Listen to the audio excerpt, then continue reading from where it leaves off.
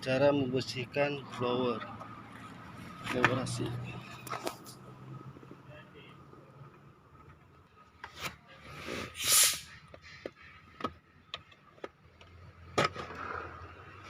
Di atas nih posisinya filter, bawah sini blower. Kita buka dari bawah, ada 3 baut.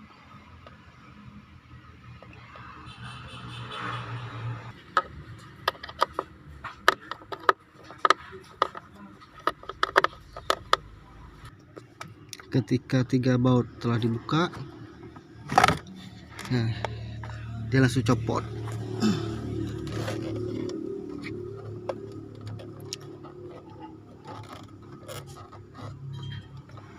Buka songket yang 51, ada dekatkan di sini.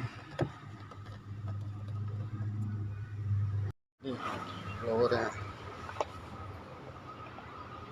Jadi yang ini kita cuci biar bersih.